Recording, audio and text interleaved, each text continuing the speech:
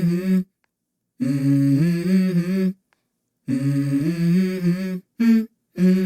go. I wake up to a little bit. नमस्कार friends, स्वागत है आप लोगों का चैनल में। मेरा नाम है गुरमीत सिंह रिहल और आज हम लोग सीखेंगे एक्सरसाइज 5.1 का क्वेश्चन नंबर 4, जो कि एनसीईआरटी उत्तराखंड बोर्ड के हिसाब से बहुत ज़्यादा इंपॉर्टेंट क्वेश्चन है और इसका क्वेश्चन आप लोगों के लिए आता ही बहुत ज़्यादा है। तो मैं इसके अंदर बता देता हूँ कि क्वेश्चन आपको क्या कहना चाहता है। क्वेश्चन आ चुके हैं क्वेश्चन 9th की तरफ और क्वेश्चन आपको बोलता है A1 आपको 1 दिया गया है, तो यहाँ पे आप लिख देंगे प्रथम पद 1 है और उसके बाद सेकंड टर्म जो है आपकी 3 है, इधर आपको दिया गया है 9, इधर दिया गया है आपको 27। आपको बताना है सीरीज एपी में है या नहीं।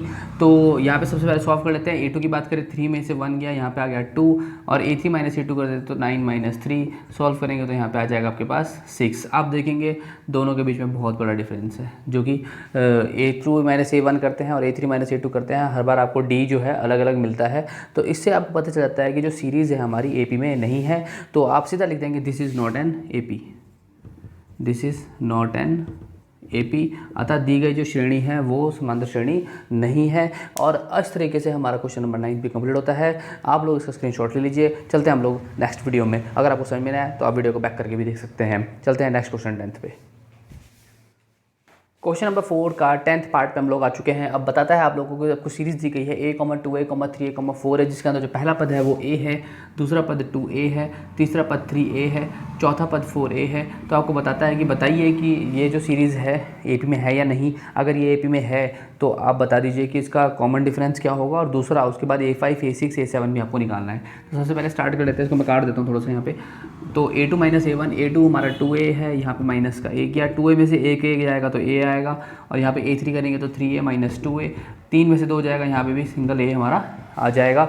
इससे पता चल जाता है कि D तुम्हारा सेम आ रहा है। आगे भी चेक कर लेते हैं, 4 में से 3 जाएगा तब भी A आएगा, तो हमने एक ऊपर से चेक कर लिया। तो यहाँ पे आप लिख देंगे दिस इज़ एन AP। जो आप लोग को सीरीज़ दी गई है वो एक समांतर श्रेणी में है। अब हमसे हमें क्या पूछता है कि सीरीज़ निकालिए। आप A5 निकालिए। A5 होता है A + 4D, इसका मतलब A कितना है A, और यहाँ पे 4 के साथ यहाँ पे कितना आ गया A, यहाँ पे कितना हो जाएगा 5A। अगर हमें निकालना है A6 मतलब 6 टर्म, तो ये हो जाएगा A + 5D, ये हो जाएगा A + 5A, इसका मतलब 6A, और यहाँ पे आ जाएगा A7, ये हो जाएगा A + 6D, इसका मतलब A + 6A मतलब 7A। तो यहाँ तक हमारा जो है कंप्लीट होता है। और इस तरीके से हमारा 5th term, 6th term, 7th term मतलब 5वां पद, 6ठा पद और 7वां पद भी निकल जाता है। तो ये हो गया हमारा ये वाला क्वेश्चन भी कंप्लीट। अब हम चलते हैं क्वेश्चन नंबर 11th पे। ठीक है, आप लोग वीडियो को पॉज करके सारे के सारे स्टेप्स को उतार सकते हैं। अगर आपको कोई डाउट है तो आप लोग मुझे कमेंट कर सकते हैं। चलते हैं हमारे क्वेश्चन नंबर 4th के 11th पार्ट पर।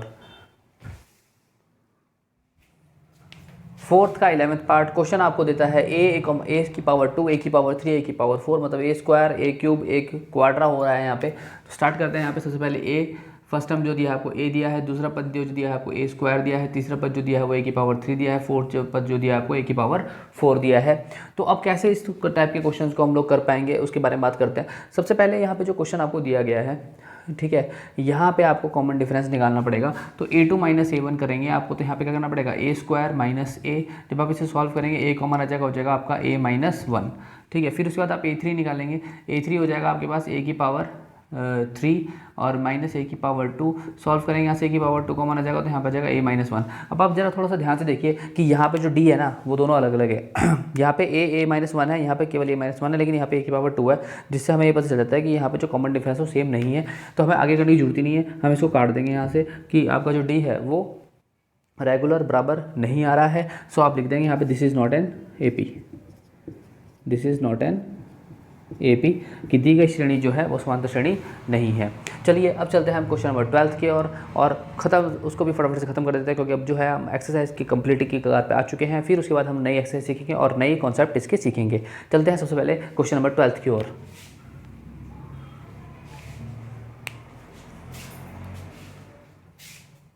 क्वेश्चन नंबर 12th जो है आप तक का जो सबसे ज़्यादा रिपीटेड क्वेश्चन है वो क्वेश्चन नंबर 12th है। ये कई बार पेपरों में आ चुका है और बच्चा इसके अंदर कंफ्यूज होकर यही लिख देता है कि this is not an AP, क्योंकि उसको बहुत बड़ा बड़ा यहाँ पे गैपिंग दिखता है। वो सोचता है 32 में से 18 जाएगा तो बहुत आएगा, फिर 18 में से 8 घटाऊंगा तो 10 आएगा, 8 में से 2 घटाऊंगा तो 6 आएगा।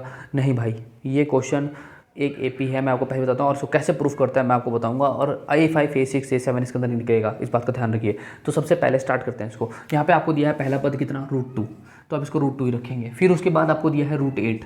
अब आप बात को समझिए, √8 को हमें तोड़ना पड़ेगा और वहाँ से रूट बाहर निकालना पड़ेगा। कैसे? क्योंकि √8 को मैं लिखता हूँ 4 × 2, मतलब 4 2 जा 8, और यहाँ से ये 4 जब बाहर आएगा तो ये हो जाएगा 2√2, ये हो जाएगा 2√2। अच्छा, A3 की बात करते हैं। A3 हमारा है रूट आपका 18। इसकी बात करें तो इसको हम क्या लिख सकते हैं, इसको हम लिख सकते हैं 9 × 2, क्योंकि 9 2 जा 18, 9 2 जा 18, और यहाँ से ये 3 बाहर आ जाएगा 3√2, क्योंकि 3 3 जा 9 और 9 2 जा 18, √18 बन जाएगा। फिर उसके बाद ये है आपका 32, इसको हम लिख सकते हैं 16 × 2, क्योंकि 16 2 जा 32, 16 2 जा 32। तो उसकी मतलब से हम यहाँ पे √2 तो अंदर आ जाएगा, लेकिन यहाँ से क्या बाहर आ जाएगा, 4 बाहर आ जाएगा। यहाँ पे क्या बाहर आ जाएगा, 4 बाहर आप लोगों का आ जाएगा, यह आ जाएगा 4√2। अच्छा, अब हम सॉल्व करते हैं, कॉमन डिफरेंस निकालते हैं, क्योंकि कॉमन डिफरेंस ये माना चाहिए। अब आपको लोगों को दिख ही रहा होगा कि अब तो कॉमन डिफरेंस आएगा ही आएगा, ठीक है। क्योंकि यहाँ पे अगर कोई बच्चा ट्रैक करता है और वो सिर्फ सीधा इनको सॉल्व करने की कोशिश करेगा, 18 में से घटाएगा तो उससे घटेगा ही नहीं, पहली बात तो, ठीक है। तो लेकिन इसको हमें थोड़ा सा सॉल्व करना पड़ता है, इसलिए थोड़ा सा क्वेश्चन जो है ज़्यादा इंपॉर्टेंट है, ठीक है। अब A2 की बात करते हैं। यहाँ पे ये हो जाएगा 2√2 माइनस A1 की बात करें √2, यहाँ से 2 में से जब √2 में से √2 एक चला जाएगा तो यहाँ पे खाली √2 आएगा। अच्छा, A3 की बात करते हैं। A3 3√2 है, और A2 की बात करें तो A2 2√2 है। यहाँ से 3√2 में से 2√2 जाएगा तो यहाँ पे खाली √2 आ जाएगा। आप देख रहे होंगे कि यहाँ पे √2 एक कॉमन डिफरेंस है, इधर भी √2, 4 में से 3 जाएगा √2 बचेगा, 3√2 में से 2√2 जाएगा तो 1 √2 बचा, फिर 2√2 में से 1 √2 गया तो 1 √2 बचा। मतलब हर बार मेरा जो D है वो सेम है, इसका मतलब दिस इज एन AP। यह जो दी गई श्रेणी है वो एक समांतर श्रेणी है। अब हमें निकालना पड़ेगा यहाँ पे A5, मतलब कि पहला 5वां पद, फिर उसके बाद निकालना पड़ेगा A6, मतलब आपका 6ठा पद, और उसके बाद A7, मतलब आपका 7th टर्म, ठीक है। अच्छा, A5 की बात करते हैं तो यहाँ पे आ जाएगा A + 4D। तो A जो है मेरे पास यहाँ पे √2 है, और यहाँ पे 4 है, और D की वैल्यू √2 है, तो इसे सॉल्व करेंगे हो जाएगा 5√2। अब एक बात का ध्यान रखिए, हमें इसको सॉल्व भी उसी मेथड से करना पड़ेगा जिस फॉर्म में ये था, मतलब √32 था। तो ये जब 5 अंदर जाएगा तो हो जाएगा 25, और 5 25 हो जाएगा, 25 2 जा √50 हो जाएगा। समझ रहे, जब 5 अंदर जाएगा तो 5 5 से 25 हो जाएगा, और 25 को मल्टीप्लाई 2 में करेंगे तो 50 हो जाएगा। अच्छा, इसकी बात करते हैं तो ये हो जाएगा √2 प्लस आपका 5√2, ठीक है। तो 5√2 में 1 √2 जोड़ देंगे तो हो जाएगा 6√2, और ये अंदर जाके क्या हो जाएगा, 6 6 जा 36, 36 × 2 मतलब √72। अरे बात समझ में आप लोगों को? तो यहाँ पे 36 हो जाएगा, 36, क्योंकि 6 अंदर जब जाएगा तो उसका स्क्वायर हो जाएगा, 6 6 36, 36 की मल्टीप्लाई 2 में करेंगे √72 हो जाएगा। यहाँ पे बात करेंगे √2 प्लस यहाँ पे आ जाएगा 6√2, और ये हो जाएगा 7√2, और यहाँ पे मल्टीप्लाई करेंगे तो 49 × 2 ये हो जाएगा √98। इस तरीके से हमारा जो ये वाला क्वेश्चन भी है वो भी कंप्लीट होता है। अगर आपको यहाँ पे कोई प्रॉब्लम है या फिर कहीं भी इस क्वेश्चन में कोई भी प्रॉब्लम होती है तो आप लोग मेरा वीडियो पीछे करके देख सकते हैं, तो आपको कोई भी क्लियरिंग में कोई भी दिक्कत नहीं होगी। अगर फिर भी कोई दिक्कत है तो कमेंट कीजिए, मैं स्टार्टिंग से बोलता हुआ आ रहा हूँ। अगर आपको किसी चीज़ में कोई दिक्कत है तो आप लोग कमेंट कर दीजिए, मैं उसके लिए सेपरेट वीडियो बना दूंगा, तो इसके अंदर आपके सारे कॉन्सेप्ट क्लियर हो जाएंगे। तो चलते हैं हम क्वेश्चन नंबर 13 पर। अब हम आएंगे क्वेश्चन नंबर 13 पर, ठीक है। तो इसको आप लोग स्क्रीनशॉट ले लीजिए और उतार लीजिए फटाफट से। हम चलते हैं क्वेश्चन नंबर 13 पर।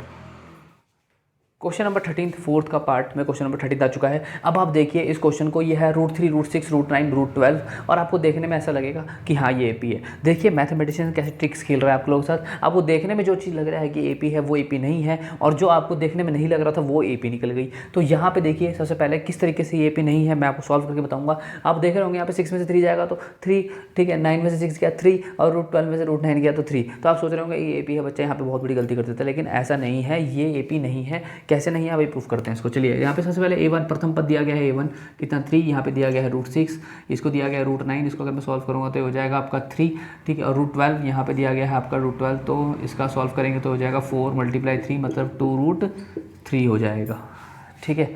अच्छा, इसको अगर सॉल्व कर लिया जाए तो अच्छा है, तो पूरा 3√3 हो रहा है, तो कोई दिक्कत ही नहीं है इसके अंदर, तो ठीक है। अच्छा, तो हम इसको कॉमन डिफरेंस निकालते हैं। कॉमन डिफरेंस A2 - A1 करेंगे तो ये हो जाएगा √6 - √3। ये सॉल्व नहीं हो सकता, ठीक है, ये किसी भी तरीके से आपका सॉल्व नहीं होगा, इसको यहीं पर छोड़ना पड़ेगा। A3 की बात करें, A3 जो है आपका 3 है, और यहाँ पे आ जाएगा आपका √6, ठीक है। तो उसके बाद ये भी आप लोगों को सॉल्व नहीं होने वाला, क्योंकि √9 - √6 आ जाएगा तो सॉल्व नहीं होगा। आगे बात करेंगे 2√3 में से 3 जाएगा ही नहीं, ठीक है। तो ये क्वेश्चन जो है हमारा यहीं पे फंस जाएगा। आप देखेंगे ये डिफरेंस अलग है, ये डिफरेंस अलग है, ये माइनस आपस में होगा नहीं, तो इसका मतलब इसे हम काट देंगे, और आप सीधा लिख देंगे this is not an AP। जो रूट है वो इस तरीके से नहीं करता जिस तरीके से आप सोच रहे हैं कि मैं 6 में से 3 घटा दूँ तो रूट 3 आ जाएगा, नहीं ऐसा नहीं करता वो, ठीक है। तो ये यहाँ पे कटेगा नहीं सेम, तो यहाँ पे लिख देंगे this is not an AP, अतः ये जो दी गई श्रेणी है वो समांतर श्रेणी नहीं है। अब हम करते हैं क्वेश्चन नंबर 14, ठीक है, 14th पार्ट करने वाले हैं हम।